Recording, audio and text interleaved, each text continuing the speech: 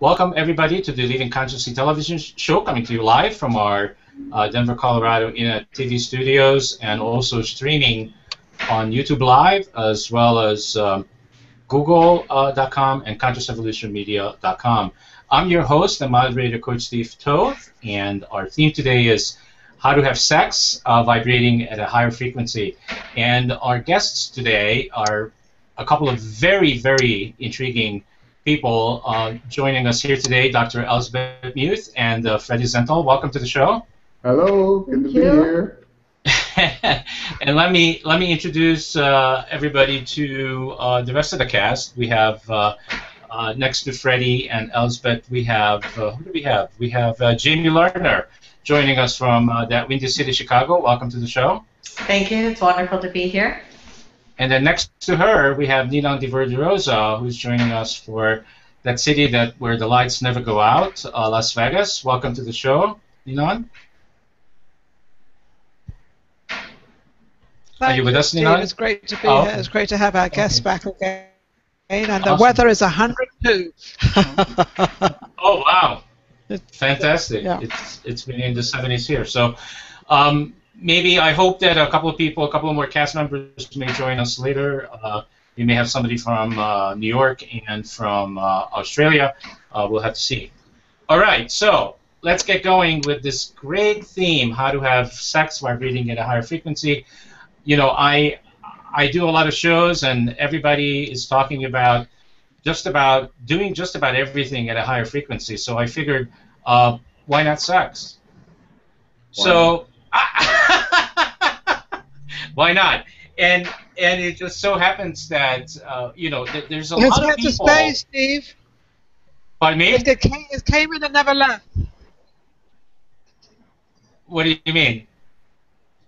I said that sex is here to stay. It's not going anywhere. Oh yeah, I know it's not going anywhere. No one's going to ever give up sex. But I think a lot of people. How do I say this? I'm not sure that they're doing it right. What does Freddie and Elsbeth? What's not to like? No, I said I'm not sure that a lot of people are doing it right. You know how I know? Because for a long time I didn't do it right. I don't think. Well, that's the thing, is it's all that's in our head, because we're doing it. If you're doing it right. And there's always something new to learn. Okay. Well, I thought I was doing it right at the time, but at the time I didn't know any different. But today I do, and I think that's what we want to let the viewers to know about. What are the possibilities, and how far can we go with having sex at a higher frequency? So how would you like to kick this off, Elsbeth and Freddie? Well, first, Steve, we can't see your picture, but that's okay. We can hear you. Well, doing it right, doing it wrong, I think we have been forever procreating, creating life with it. The last 100 or so years recreating with it, with the development of contraceptives. And what we're sharing is how to co-create with this energy. This life force energy that we're all umbilically tied to, and that it creates life. And what's unique is it's creative and it's pleasurable. And when we start bringing consciousness to this energy as we share it, creativity and pleasure start showing up in other areas of life that seem completely unrelated to sex and the simple process of living. So there's right, and then there's more right. That's a much better set than the way I was trying to say it. There you go. That's why you're the expert about this, not me. We talk about it a lot. Well, Steve, haven't you been celibate for a long time? Yes, I have. So all I know is how I still only know how I used to do it, which is the way I think most people do it, which is just for me it was just a physical act, a physical sensation, and something that I was always chasing, and I knew what it felt like, and that it was really pleasurable, and I wanted to get to it as quickly as possible. and meaning ejaculation. And I chased that for many, many, many, many years, and I've done it many, many, many times, and I didn't realize until I have taken some Tantra classes and I kind of got into this subject a little bit deeper, that there's a lot more. And of course, at the same time, I was going through my own growth and my own discovery of who I am and what I'm about, and that there's more to life in general than just chasing money, sex, and control, which is what I used to be about, before 10 years ago. And now I went through this time of celibacy, almost like I feel like sometimes I'm a monk. Whatever that means. I could be coming out of this celibacy. When am I? Yeah, when are you coming out of this celibacy? I mean, I guess whenever. You've told us your history. Now, how about? I guess whenever I'm ready, and since I haven't come out of it yet, I'll be ready. Well, Steve, as we tune into the subtleties of this energy body, the creativity and pleasure, and the intelligence of that sexual energy, in that whenever creativity and pleasure show up in other areas of life, things seem to be working. That it would be easy as we get older and perhaps our interest in more aroused sexual activity diminishes, that we tune into more of the subtleties of that energy. And that can happen at an earlier age as well. And it's wonderful to have a choice at whatever age you are, that you can tune into this energy as a way that invitalizes and enlivens your life outside the bedroom, and in addition to the bedroom too. Not to forget that. Yeah. And I appreciate that, and I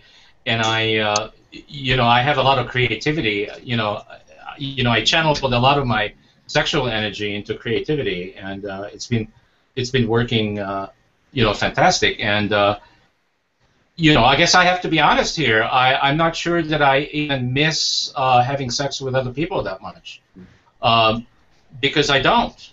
My life seems to be complete without it, although I do think about it sometimes. Yeah, but Steve, I think when the right woman comes along, I presume a woman, I'm presuming that you'll have your feelings again. So I don't think it's something you're shut off. Yeah, well, that's it. You can't really say. Well, I'm open to whatever. I'm not attached. Yeah, Freddie, I want to ask you a question, Freddie. I'm an older woman. I'm not going to say my age, but I'm an older woman.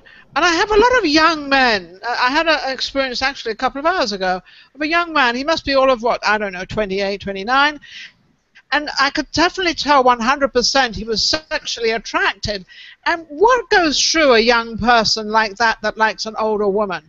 Yeah, well, there's a lot of clinical, classical ideas around that in terms of, the Oedipal complex, that we want to make love to our mothers, but we never were able to. And obviously you're an attractive woman, and who knows what was going on in his head, but obviously he was attracted to you, and there's some classical reasons why, and then his own reasons why.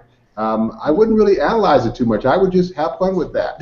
Because I was actually there might be some energetic reasons too. He might have been picking up on your sexual energy, and I think that happens a lot. That people pick up on each other's sexual energies and are attracted to each other, and just in a moment, in passing, there is a sharing of that sexual energy without even a conversation. So I think we do that all day long with strangers if we're open to it, and I think it's quite lovely, to be honest, because I do that 100%. with a lot of people. Maybe you're absolutely right, because when you deny saying, no, I did not have a sexual attraction to this guy, because I'm looking at the guy and I'm like thinking, oh, he's pretty cool. And obviously with that remark within me, I'm silent, obviously, I'm not saying it, but it's the feeling that he actually probably felt that energy, because I was feeling his energy, and it was this thing going on. We were trying to conduct this business meeting, but I was amused by it. I was totally, because it happens a lot. So is that really chemistry? Are we talking about chemistry here? That kind of the energy of chemistry that occurs between people? I think we kind of overanalyze it sometimes, because if we could just be in the feeling of that energy without having to overthink it or do anything about it, like you're in that meeting with him and you're feeling what you're feeling, and it's so wonderful, and to just consciously breathe it up, and then use it to enliven whatever project or whatever your business is about there. And that's all there is to it. You don't have to go to bed even. You don't have to fall in love. It could be just all that. I think that's really true, though, and in many ways, so it is the reflection of the relationship that we're having with ourselves. That's really what it is. And when we're in a loving, wonderful, connected relationship with ourselves, then we are feeling connected and loving to all others. And we're really open to that vibrational connection with strangers. And I feel like I hook up with strangers all day long without ever speaking to them, because I'm able to just kind of hook into a vibration that either is there and we can share it or not. But that's kind of, I think, some of the subtle pleasure that Freddie was referring to that is accessible to all of us, and it's nice. It's really nice. And I think sometimes I don't ever feel guilty about it, because I always feel like it's a moment in time and it's very beautiful. But as you said, Freddie, you don't have to go to bed with that person. You don't have to have an affair with that person. You don't have to do anything with that person. But just to have that incredible contact, it's the same anyway. It's like, it's this beautiful contact, this beautiful feeling. And I think it's an incredible moment, personally, without having an attachment. Yes. Which is even better sometimes. We really can feel it when you speak about it. Yes, definitely. Yeah. And I don't think we should feel ashamed of it. I think sometimes people might feel ashamed of it, and I don't think they should. I think they should just ease up on themselves and just enjoy the moment without having a reaction. Right. We are not ashamed of when we walk into a room and the temperature is warm. It's just warm, which is a higher frequency than of temperature. So sexual energy is just a different manifestation of energy. And yes, of course, culturally we all are used to this energy being associated perhaps with guilt, fear, embarrassment, shame, and so forth. And, part of really freeing ourselves from that is, I think, why we are all here and sharing our experiences and our work, so that others may have the opportunity to do as well. Yeah. Very well said. Yeah, absolutely. But I come from Europe, or from England, and we definitely have a different way there. I find America, and because it's all nationalities, but I do find it more of sort of meeting each other and going to bed, whereas in Europe we do have that romantic thing going on for 2 or 3 months or a month or something. At least we have time for it to for you to enjoy each other and to treasure each other and have those beautiful moments, and then let it sort of all happen and come naturally, rather than sort of jumping into bed and which could be rather like, just hang in a second. Let me get to know you first, I think we're as a human species, we're in a rediscovery and an uncovering of what the sexual energy is, and we're kind of passing through the pornography addictive levels, because it's sort of like wild and free now, like you said. The people are hooking up immediately. And then where do we go once we've had all the sex that we can imagine, right? Where do we go with this energy?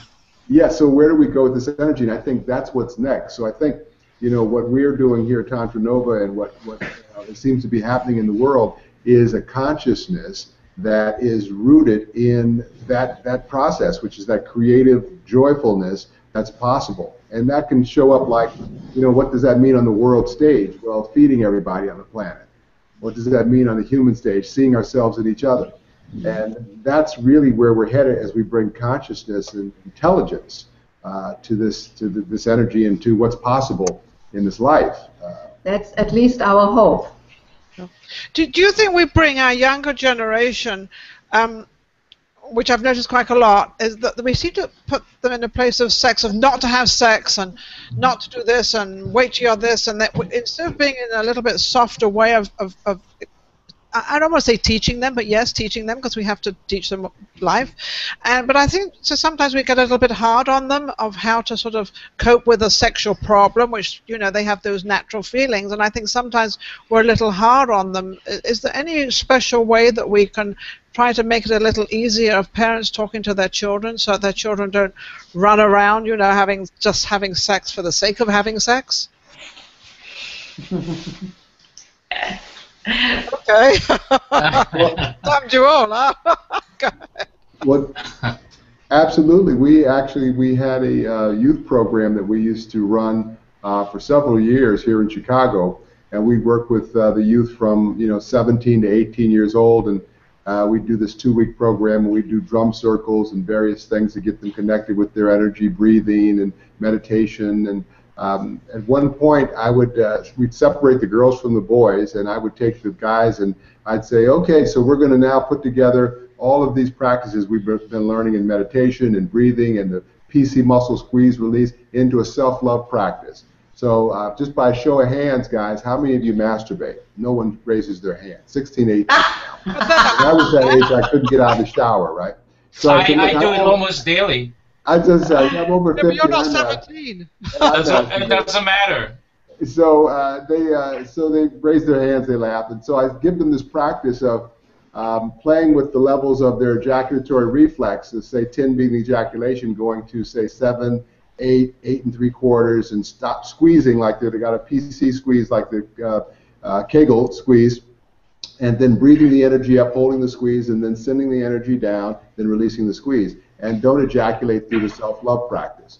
So they go home and they do this as a homework assignment. I'm showing it to them clothed with a prop. Yeah. So they go home, they come back, and they couldn't believe that they could bring that kind of consciousness to what they had believed was an unconsciousness. Look, Ma, no hands. From day one, we're run by the little head, and the whole life, So I feel like just that bit of learned consciousness around their sexual energetic will make them better men later in life.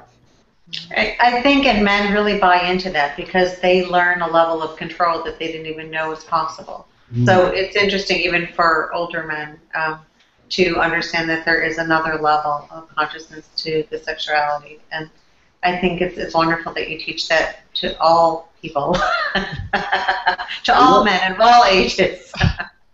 What about the women? What about the women? What do we do? We just sit back and enjoy it? I think women do sit back and enjoy it a whole lot more.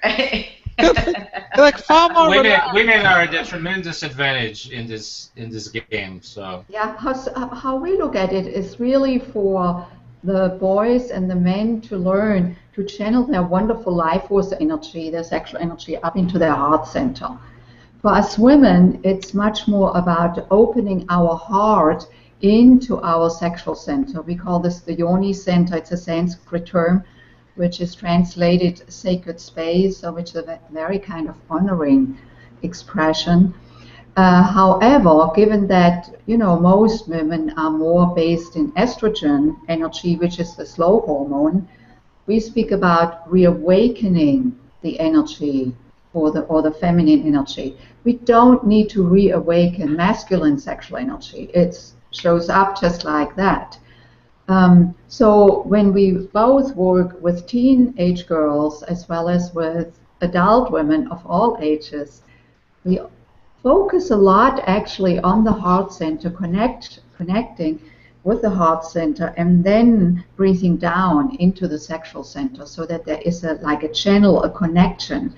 The heart can start loving the yoni because, women got vilified for millennia being in their sexual energy. Like if a woman is self-expressed sexually, or she's a whore or a slut, or, it's okay, like with a mistress in the bedroom, but really there is not a lot of room for that, unlike men who are lauded for having harems or mistresses, or, Don't you think that's changing a little bit? Because I see that women now feel much freer to express themselves sexually, younger and older women. It seems like there's been a shift, and it's actually very refreshing to see that kind of we've leveled the playing field. And I think it's made it complicated for men, though.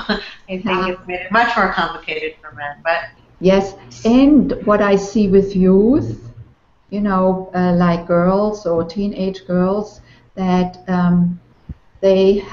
some of them have appropriated like almost a masculine way of moving with their sexual energy. What's required there actually is that they connect with their heart center, so that sex and intimacy or sex and love And I'm not saying that every sexual interaction should be about sex and love, but in the long run, if it's just on the sexual, it becomes a little bit like, outside of oneself, not integrated. Yes, I also see that women are slowly coming more into themselves as well, into their sexual self. However, I think this long tradition of the vilification of feminine sexual energy, still lingers around. So there's more work to do. Mm-hmm. Yeah, there's still that stigma on women that you still shouldn't fool around that much. You still shouldn't go to bed with men as much as men go to bed with women. Well, if women are going to bed with women, they're obviously doing the same thing. But there's always that stigma on women that it's not good to do that, to go to bed with men, or what you feel like. Do you feel that's changed in this day and age now? I think absolutely, and I think that all women are taking their sexual right back, and that's where it gets difficult for men to understand. Very difficult for men. We are looking for our mamas. We never got enough tit when we were kids, and we're still looking for that mama. And so men need to grow up, and part of what that growing up is the tantric man, is that's integrating that masculine-feminine dynamic. And but women taking back their sexual right to have sex as much as they want with whoever they want, and have conscious relationships. It doesn't mean you can't have special agreements or certain agreements with people in your life, but I think that having that sexual right to do with what you want with your body, and anybody who is willing or whatever you want to do is up to you. And it shouldn't be criticized. We're evolving, though. It's still a ways to go socially. I mean, in the real world, to there's a lot of Gustus has to. Yeah, which really brings me to this next question, which is, how much do you think all the sex that we expose to every day through the media, how does that aid or help us to get to this next level? Because there's, I don't have any statistics. How many sexual messages do we get a day? But I mean, we use it for selling things, and it's acceptable. It's interesting. I think in some ways that we've become kind of numb to it, because there is so much sex out there. It's become so, it's almost like it's so common. It doesn't even, I don't know, it doesn't even show up very much anymore as a big deal. Mm-hmm. So I think you have to look beyond that for the sexual cues, because all the sex that we're seeing in television is become like the violence we're seeing. And people, I think, are just getting numb to that, and they're looking for something else. But what does that? But Jamie, what does all these messages, which is to me is programming, what does it do to our conscious and subconscious minds? I'm curious about. I mean, I don't think it's doing anything. I think it's really no. I think it's part of the natural process. It's like it's almost got to get worse before it gets better. It's like we are saturating ourselves with our gluttony for this lusting self, this love, this sex, And so what do we do, as I said earlier, when we've had all the sex we could possibly imagine? Well, then we have to start looking at how we go inside with it. How can we use this sexual energy as a prayer, as a meditation? And once we start to do that, then we become even higher conscious in terms of other areas of our life and how we're living our life and experiencing our existence, and what's possible in terms of seeing ourselves and each other. That's what happens, and I think that's the intelligence to be gleaned, to be fully culled out of the sexual energy that has yet to really be fully used as we can with our intelligence. Do you think this is a problem we're having with so many divorces now? Because before we had this big love thing going on and sex going on and everything, and now sex is so much out there, and it's kind of, as Jamie was saying, we don't really take much notice of it, and we're just so, getting, immune to it. And is this why we're getting so many divorces, because they're sort of losing their contact with each other sexually? I'm not sure if there was more sex before. Like in earlier generations, there was a different dynamic because... With different sex. It was different sex, not the same sex as now. Right.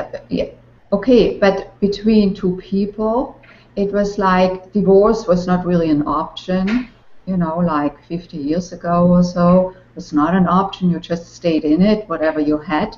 also the woman was more subordinate to the man. So there was like a given that when he wanted it, you know, she had to provide. Or who knows, perhaps they didn't have sex anymore and then he just went somewhere else.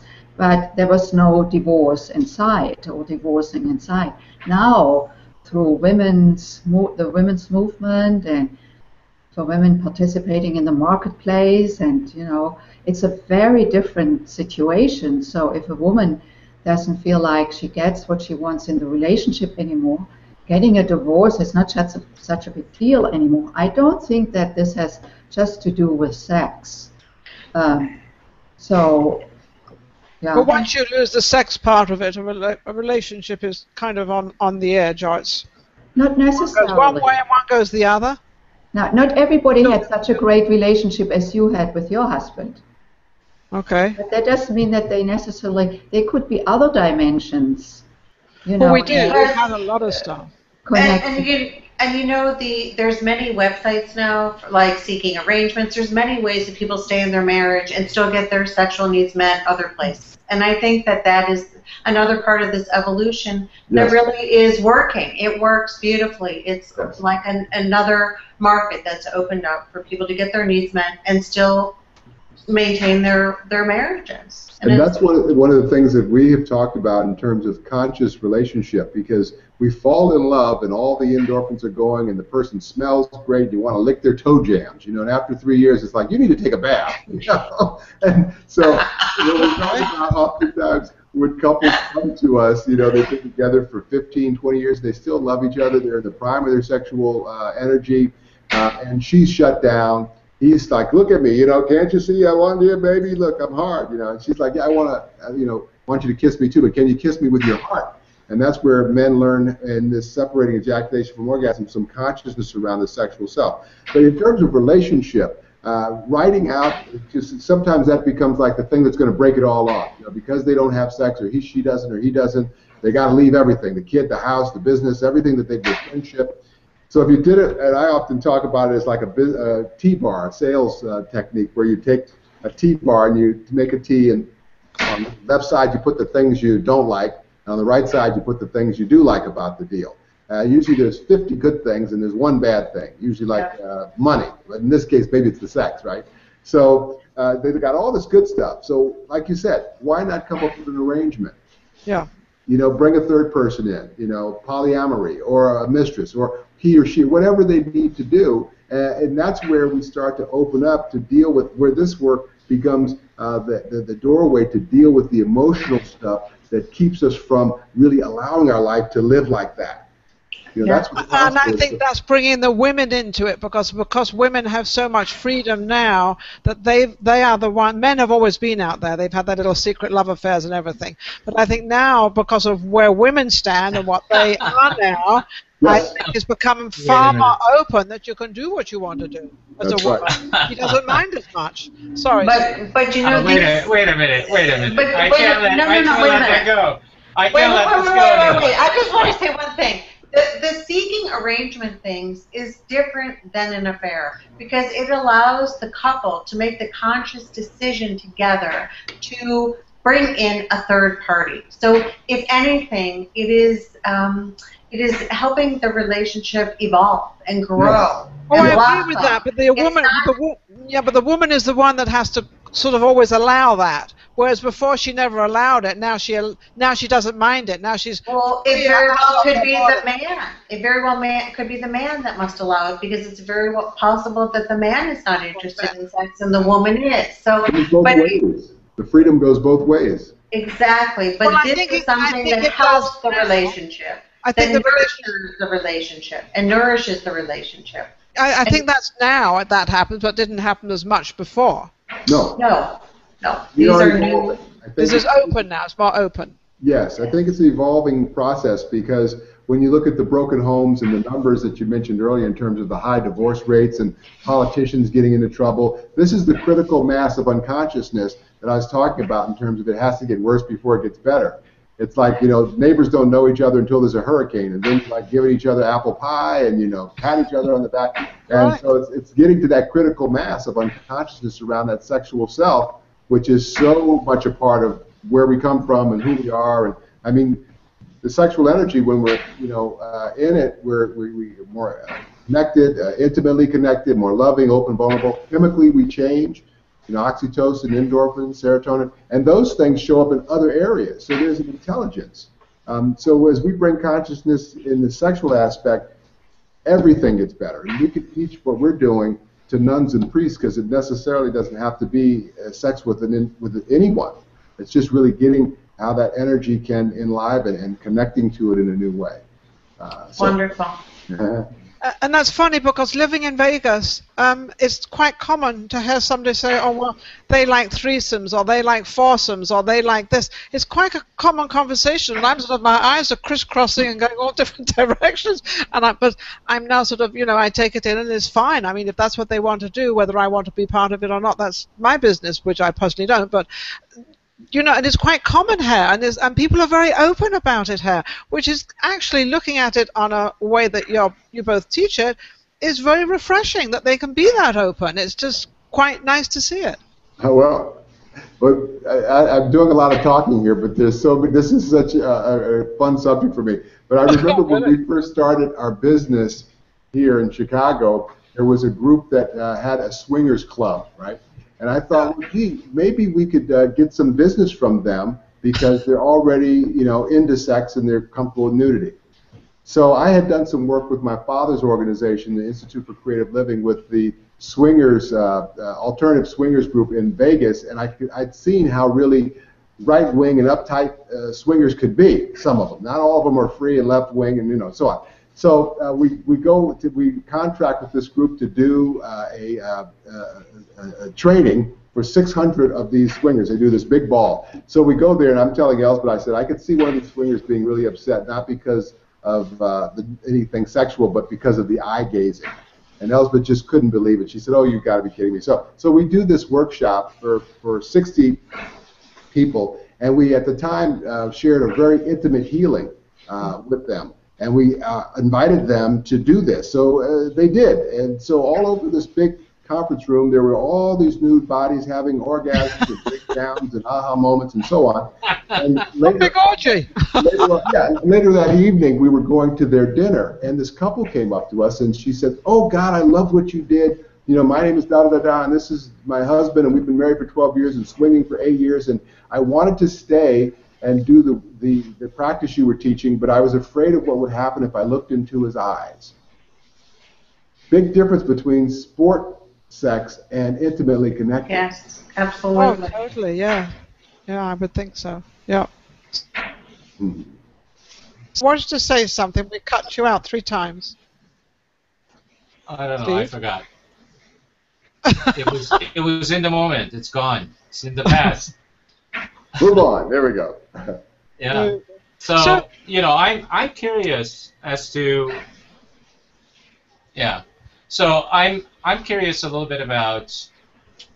I understand what you guys teach, but what I'm curious about is how do we get this out there in the world? Because it's not easy. It's like, I wanted to ask this question, I think, with the 2 ladies that we have on our cast, is, do you remember when you were like in your 19 or 20s, and did you really enjoy sex that much back then? Yes, absolutely. And I was so wild. I was so wild and so interested in expressing, self-expressing continually. Absolutely. Yeah, I think mine was a little bit, there was guys that I was really into sexually, really, it was absolutely incredible. But then there was other guys that kind of, they were okay, and the sex was okay, but I really preferred to have the fun with them, not the sex. So I kind of had a couple of different things going on with my 19. Yeah, because the reason I'm asking, it was fun. The reason everything was fun, but that was different. Yeah, the reason why I'm asking this is because my experience with women has been when they were young. I was really gung ho, and they really weren't. I want to say this the right way so I don't piss anybody off. It's like they didn't get it. Like what was good about sex. You know, Like, when you're connected to yourself, and Well, they may that's not the have key to everything, then you express sexually from a different place. So, you know, I think that when we're younger and in adolescence and boys are reaching puberty and all they want is sex, sex, sex, sex, sex, and women are evolving differently at that time. They probably want more kind of the romantic love, and they're looking to the man they want the and romantic to side. have sex in order. No, they want to be connected to themselves, but they're looking at sex to connect them, and it doesn't work that way. Yeah. We So need I'm to more be clear connected now. to ourselves. I'm more clear now what my real question is. Thank you for helping me. So, because what I also noticed is as women got older in my life, then when they become like in their late 30s, early 40s, then they're really getting it, and they then want it like the way I wanted it when I was in my 20s. So my question is, how do we bring this closer together so that it's not so far apart? Is there a way You have to move. that? Yes, you have to move beyond the hormones to have a conscious co-creation, which is what these lovely people teach. Okay, great. Great. So that's how we do it. Okay. That's it in a nutshell. Oh, So the show is over? How do we teach these young guys talking about? Yeah, but it's really what was just said about the hormones. The hormones play such a big role, not only when we are teenagers. They play a big role when we are 50, 60, 70, 80. You know, perhaps in a way that we think, oh, we want to have more of that or the other hormone. But it has so much to do with our aliveness. And of course, hormones are not only being generated by taking, replacement therapy. You know, we work out and we eat great food, and all of that can really help that invigoration and the hormone production, including the practices that Freddie spoke about earlier, you know, where we just move, or that self-love practice, which is there for the men as well as for the woman, that is not dependent on another human being, but just with ourselves, to circulate that energy. That is a life-giving energy, and when we raise that energy, the hormones are, increased. So, but anyway, I think the estrogen is just a very different hormone than testosterone.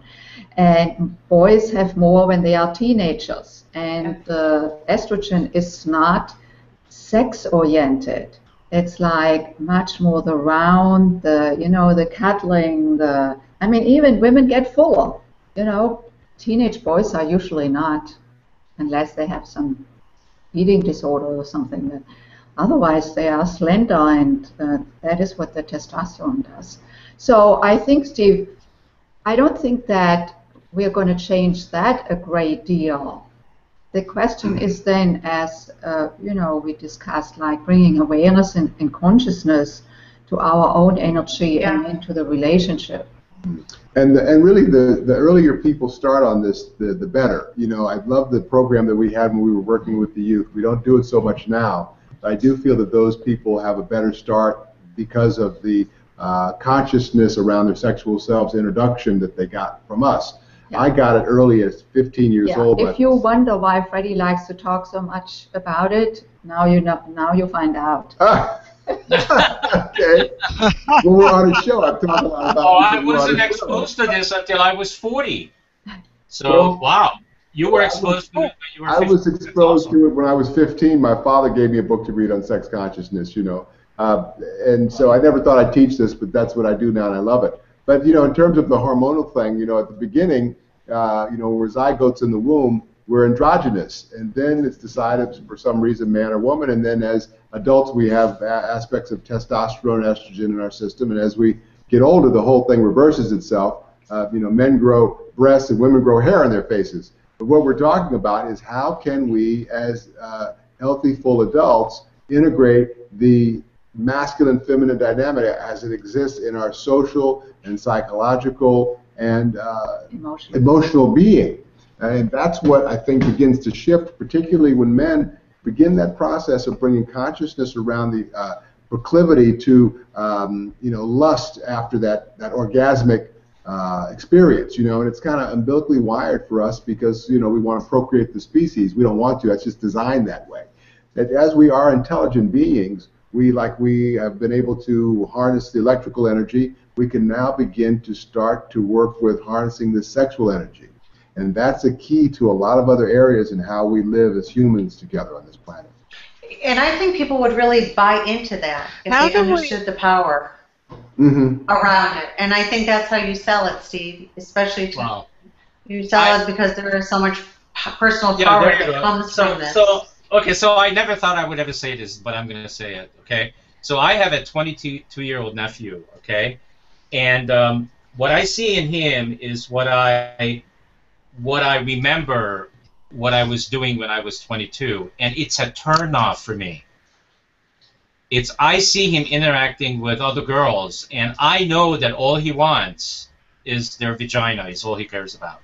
But there's nothing wrong with that. No, there's nothing wrong with it. It just turns me off. Okay. It's like I'm going then look like, the other way. Well, because I'm not sharing this. No. I'm not sharing this because there's something needs to be fixed. Nothing needs to be fixed. But I'm you just want saying. something more. I'm just sharing with you that that's what I'm feeling. I'm feeling turned off by it because I'm going like, oh my God, there's just so much more possible. Right. And I'm just reminded that, oh my God, he's on an automatic pilot doing the same thing I was doing, and I don't know how to stop it. Well, you don't need to stop him, but it's so wonderful that you want so much more. And he's going to run his course. I'm not even trying to stop him. All I'm doing, I mean, I did share some of my thoughts with him, and he was not that interested. Steve, you could share some books on some of the yoga of sex. Our book is a great book, Sexual Enlightenment. Osho's got about 300 books, and there's a lot of other people who have got a lot. I used to go to the Osho Center here in Boulder for years. So introduce him to some of that, because I think the kind of practices that he could learn around managing and working and being more productive with his sexual energy will roll over into how he interacts with women and how he, pursues the sexual aspect of his aliveness. Yeah. Got it. I think you are reminded of yourself, Steve. This is why you get triggered. Yeah. I just get reminded. Oh my God, this is how I was. Oh my God, you gotta be kidding me. It's like a bulldozer coming. But he does a real good job. He does a real good job pretending. He does a real good job pretending that that's not what he's after. So it's kind of interesting to watch the whole thing, because I know what he wants, and I think she knows what she wants. But there's this game that we play. It's kind of funny. I just wanted to share that. Yeah. I think he's just not conscious. So I think that it's not like he knows that that's what he wants. He's denying it. He's just unconscious. It's once again, it's hormones. Yeah, okay. So, and at 22, it makes perfect sense. So, but the really good thing, Steve, is at your age, it's wonderful to hear you want something a whole lot more. I mean, that's very evolved, and that's fantastic. So, send your nephew to Tantra Nova in Chicago. We'll take good care of him. Okay. Maybe that will be his next birthday present, whatever. We'll see. Okay. Listen, how do they want sex and they have the feelings, but they're afraid of what their bodies look like. There's a lot of women. There's a woman. I said something. With this body, can I ever have a guy again? And I hear this quite often with older women. That doesn't mean to say they're afraid of their bodies. And why? Why are we like that? That's interesting. Yeah, why do women worry more about the sex? Oh, I think there's a lot of objectivation. So any advice out there to how we are? yeah, how we are, you know, like in advertising, in like fashion. I mean, look at the Victoria's Secrets. Can you hear me? Yeah. Yes, yes, Okay. yes. Victoria's Yeah, Secrets models. You know, you are supposed to look a certain way, and so skinny, and so, you know, big breasts, but very slender in the waist and all of it. And so then we have this distorted image. So actually that shows up quite frequently when women come here to my women's work. I teach also workshops for women only. And so what the shift usually occurs when, you know, after 1 or 2 days, they really connected with themselves, with their energetic self, their love for themselves. They start feeling themselves, and they step back from looking at themselves from the outside. That it's like it's how I feel. You know, often it has to do with internal confidence and things like that. So we work on that, but I don't make a big deal about it. It's just where I guide them in is to connect to their heart center, because when they are connected with their heart center, of course, that's where we feel love, and they feel love for themselves. I'm not saying it happens overnight. Then there needs to be some practice, but it's the being guided within that shifts that image from the outside. And you know, there's plenty of beautiful women, sexy, beautiful women that feel that same shame.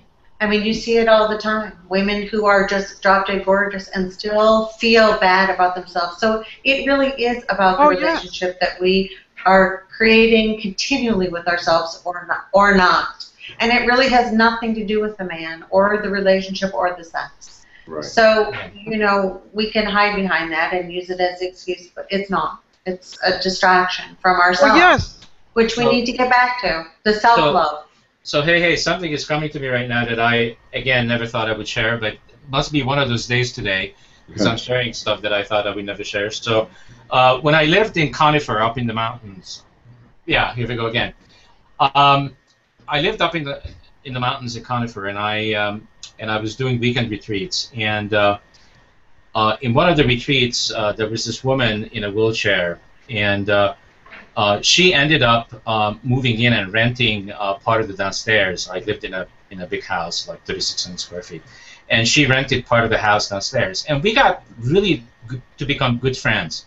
And one day, I was with her, and we were talking, and she ended up getting out of her wheelchair and sitting on the floor, and I sat right across her. And all we did is looked at each other in the eye, and we did that for probably hours. And I can tell you from my own experience and the feelings that I've had and the ones I remember, is that I probably made love to that woman more than 100 times, and we actually did not have physical sex. I'm sure not. That's fantastic. Yeah, it was beautiful. Absolutely amazing. That's what I had earlier today.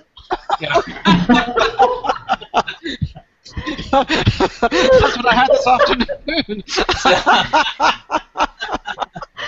I think that's beautiful, Steve. I think that's beautiful to admit it and to share that moment you had. So it's okay.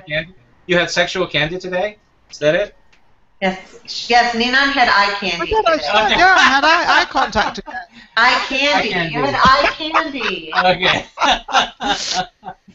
Okay, great. The same as what you had. You had the same thing. I mean, you know, and it can happen. Why not? Yeah, why not? You know, that's what scares most people, is that intimacy, you know, because it's a Machiavellian world, and it's like, you know, we've got to watch out or we'll be wiped out, and the fear of death is everywhere. And, you know, when we are intimately exposed, we could be taken out. But when we let go of that fear, then the intimacy is very available to us. And that's what you had with that trespasso, that eye gazing you did with that woman. It can happen anytime in an elevator. It's so funny to see how we get so quiet and I can't wait to get out of this elevator. And funny, you know, and it happens even in a business meeting. And then, you know, but there's these moments of intimacy that become much more. See, when we start doing these practices, we become much more familiar and accessible to intimacy. But it's not uncomfortable. It used to be uncomfortable, but it's not anymore. No, well, that's the thing. Is it's No, it's not. that No, it's not uncomfortable. We rediscover it. As it's like letting go. It's like next time you're in an elevator and you are fully connected to yourself, and if you can do it, to find someone attractive in that elevator and undress them with your eyes and see how uncomfortable that person becomes. It is a lovely exercise. It really is. And it's a lot of fun. It really is a lot of fun. I often talk in the elevator because I'm very tall, so I'm very obvious. But I often will say, "I'm so glad we all made it here this morning. Thank you." And people will laugh, and I mean that in lots of ways. One, that we woke up, at the beginning, we got up, we were alive, and two, laughter is kind of like sex because, the same things happen chemically when we laugh. So those endorphins are enhanced, our guards are dropped, we're one in those moments as we're with a group. So humor is always a great thing to use, as well as art and movement and music and so on. So all those are things we can use to tap into some of that sexual aliveness. Right, that's great. I don't know who brought the elevator thing up, but I think elevators are so beautiful because I go into an elevator and everybody has this long face and nobody wants to say anything. So I'm usually thinking, I got to do something here. So I'll crack a joke or I'll do something. I say, oh, well, don't you look great? Or I'll always say something. Yes, and then everybody starts giggling. Atmosphere starts. But it's so funny how when people get in an elevator, they sort of go, nobody wants to say anything or do anything. It's like the golden sort of, keep your mouth shut. But I don't do that because I don't like that. I like to make a noise. Yes. Really, we never could have told. We never knew that. Yeah. We love it. Information, viewers.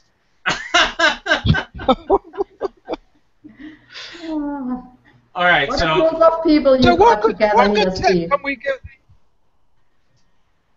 Yeah, let's give out some good tips. Besides, that everybody needs to go take this course in Chicago. Where are you guys? What can people do today? Wait. Where are you guys in Chicago? On the north side, 2 blocks north of Irving and Lincoln. Lincoln Square area. Jamie will be right over. I'll be right over. I live in Chicago. Please do. Wonderful. Well, I live in Barrington Hills, but I'm gonna come find you guys because I'm close. Good. We got a lot going on here, so please, we'd love to see you. It sounds like it. Great. You can come to Freddie Zental's one-man show called Sexual Enlightenment on July 26th. Okay, I'm going to look that up. That's amazing. Okay. Is your one-man show? Yeah, I sing and drum and tell stories, and it's all demystifying sex, love, and intimacy as I tell my story from age 5 through the present. And it's really, I've done it all over the country and been doing it for years now. But it's a way to kind of, as you're watching my story, think about your own. So that sounds so great. Would you be willing to do a skit from it, just for a minute or two? I'm sorry, what did you say, Steve? Would you be willing to do a little skit from your one-man show? Just one or two things? Well, he needs a few props for that. There's a song that I do, and it's towards the end of the show, and it's where I have gone through this whole process of, I've taken some creative license where I've experienced and was introduced to Tantra through this Africa trip that I went to, and there was a guru there. But towards the end, I worked in corporate America for 20 years, and I get lost, and I kind of not happy, and I wind up coming to Chicago, and the company hired me, moved me here, but I really came here to meet Elsbeth. They just didn't know it. And there's a song that I do. It's, well, I met her in Stuttgart when she was 8 and I was 3. I might be lying about the age. But baby, can't you see, you're my Shakti Mama Fräulein from Stuttgart, Germany. Ah, Shakti Mama Fräulein. And I play the drums, and I get the people singing. And there's several songs in the show, but that's one that I do that's made just for her. That's so nice. And how long have you guys been together? Since 2001. Wonderful. We met in the summer of 2001, and then within a couple of months, we decided not only to be beloveds, but also start Tantra Nova. Right. That's wonderful. That's great. Oh, it's so wonderful.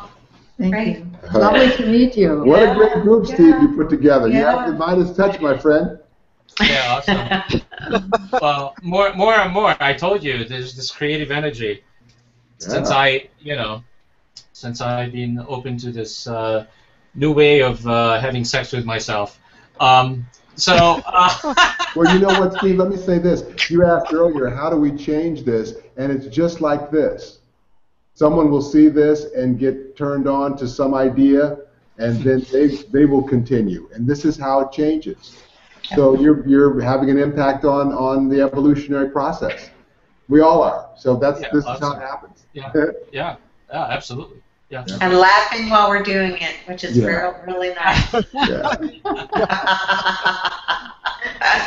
All right, so I had no idea how the show was going to turn out because I had no specific plans other than to talk about what does sex looks like or feels like vibrating at a higher frequency, and I think we demonstrated that in more ways than one. So I really want to thank you, both you, Elsbeth, and Freddie, and the cast members as well, Ninon and Jamie. You guys have been fantastic. I mean, it's been really an open conversation, and oh wow. You talk about sex, and because we talk about it every day, everywhere, but it's kind of a taboo, and I think we took a different way of talking about it, and I hope that a lot of our viewers will get something, and they'll be touched, moved, and inspired by the fact that this energy is very sacred, and we didn't get really serious about it, but to me it's sacred and divine, and I know that Elsbeth and Freddie, you guys feel the same way, because it's where we're from. It's how we all had a father and a mother that had sex, and there's no other way we could be here. So I'm gonna take my hat off to my mom and to my dad, and thank you for doing that. Because otherwise I wouldn't be here and wouldn't have this great conversation with you. So thank you so much. You guys been absolutely wonderful. I really enjoyed everything about the show. And to our viewers, make sure that you tune in every week to the Living Consciousness TV show, always at the same time, same place, on YouTube Live and on ConsciousEvolutionMedia.com. And make sure that you keep watching the show, because the more you watch it, the more the possibility is that this show will end up in the top 10. And if it's end up in the top 10, it goes to public television. And what else would we want to do than to have this kind of conversation in front of more than 100 million eyeballs? I can't think of a better place. So thank you all. Thank you. See you next time. Amazing. Bye-bye. Thank you, Steve. Thank you. Bye-bye. Bye-bye. Take care.